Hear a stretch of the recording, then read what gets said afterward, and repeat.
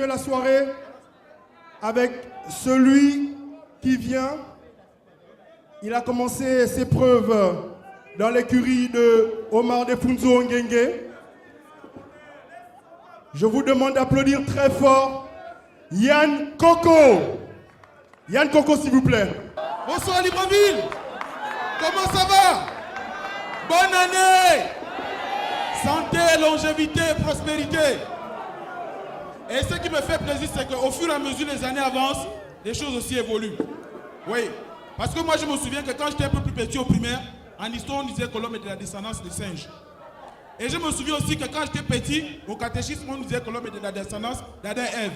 Finalement, je n'avais jamais su si Adam et Ève c'était des singes à l'époque, ou on appelait tous les singes à l'époque Adam et Ève.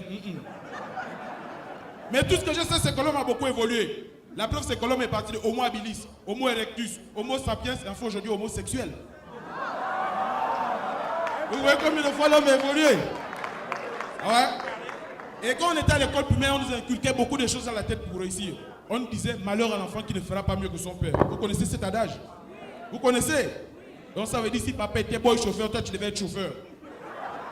Si papa était charpentier, toi tu devais être menuisier.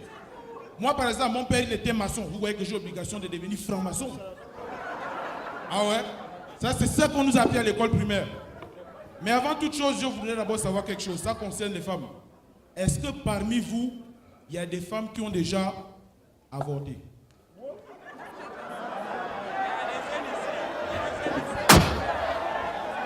Il y en a? Bon, ok. Je comprends que ma question est peut-être un peu choquante. Et de sur quoi nous sommes à l'ère de l'euphémisme. C'est-à-dire l'art de dire des choses sans pourtant choquer qui que ce soit. Je vous prends un exemple. Avant on disait ménagère. Aujourd'hui on dit technicien de surface. Avant on disait prostituée. Aujourd'hui on dit femme de reconfort. Avant on disait musulman. Aujourd'hui on dit Boko Haram. Donc je vais reformuler ma question. Est-ce que parmi vous, il y a des femmes qui ont déjà fait une interruption volontaire de grossesse? Ah ok, vous voyez tellement ces classes s'entendent, même ceux qui n'ont jamais fait ça va dire oui, elle a déjà fait. La dernière fois quand j'ai regardé sur le net, j'ai lu après l'Inde dans le monde entier, c'est l'Afrique qui détenait le score le plus lourd en matière d'avortement. Et là j'ai dit chapeau vraiment à l'Afrique. Pour une fois l'Afrique a été au-dessus de l'Europe. Ah oui, ça mérite des applaudissements pour l'Afrique. Et quand j'ai vu ça, tout de suite j'ai compris que voilà. Et quand j'ai vu ça, tout de suite j'ai compris que ils se sont référés à ma femme. Ah oui, parce que ma femme, c'est une championne, c'est une spécialiste dans ce domaine. Je vous assure, la différence entre les autres femmes et ma femme, c'est que d'autres femmes font des bébés prématurés. La mienne, elle fait des bébés préfabriqués. Oui, ma femme, elle est arrivée à un niveau, quand elle prend la grossesse, même le fœtus lui-même, il est stressé, il dit mon Dieu, qu'est-ce qui va m'arriver? Vous voyez combien de fois ça se passe? Et je me suis rendu compte de quelque chose. Une interruption volontaire de grossesse, en abréviation, ça donne IVG, n'est-ce pas? Et là, j'ai remarqué que la plupart des femmes qui font des IVG ont toujours fait un parcours IVG. Je vous démontre. La preuve, c'est que quand un homme rencontre une femme, la femme a tendance à jouer aux IVG, aux intéressantes vis-à-vis du gars. Oui. Et nous aussi, les gars, face à des situations pareilles, on agit toujours de manière IVG. Interpeller vite la go. Oui. Et la femme, même si le gars c'est un faux ou c'est un vrai, ça c'est plus son problème. Au moment où il remplit bien les critères IVG, être impressionnant, véhiculé et galant. Ouais. Et là, l'une des premières choses qui viennent dans sa tête pour assurer son territoire, c'est d'abord une chose IVG, une idée de vouloir une grossesse. Et une fois le tout est joué, elle constate maintenant l'IVG, l'irresponsabilité venant du gars. Et là, dans sa tête, quand c'est arrivé comme ça, l'une des premières choses qui revient encore, c'est une IVG, une interruption volontaire de grossesse.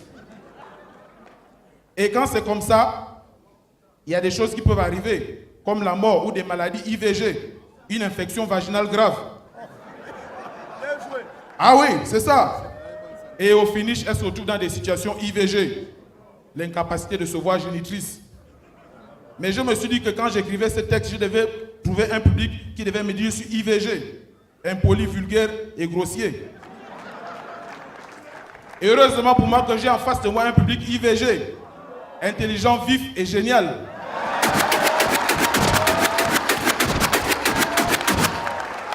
Voilà. Bon, maintenant, le com, c'est que j'ai appris que ma femme était enceinte. Et j'ai su ça comment? Le fœtus qu'elle porte dans son ventre m'a envoyé une lettre. Je vais vous la lire, attendez. Parce que la transparence, c'est quelque chose. Très cher papa, bonjour. C'est ton enfant. Ne cherche pas à savoir de quel sexe je suis. Je garde ça par mesure de sécurité. On ne sait jamais avec vos crimes rituels là. Tout dernièrement, j'ai été attaqué à l'aide d'une arme nucléaire appelée Cytotech. Dieu merci que j'ai pu désamorcer la bombe à temps à l'envalant. Mais elle ne s'est pas arrêtée là. Par la suite, elle m'a arrosé à l'aide d'un cocktail Molotov composé de plusieurs boissons. 4 grandes Guinness chaudes, une tasse de café noir, une fusion de XL et de Red Bull. Mais ce qui m'énerve, c'est qu'elle aurait dû m'envoyer des petites Guinness glacées. Parce que les grandes Guinness chaudes, ça ne m'a pas plu.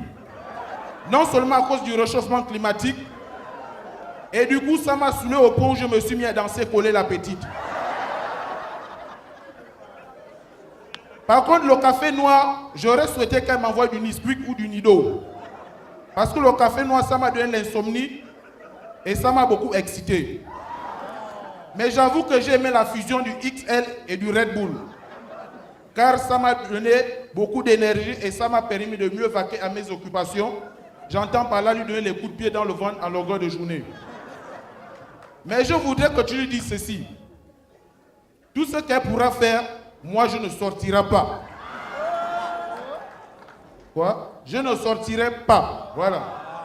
Je ne suis plus un gamin. Aujourd'hui j'ai 3 mois.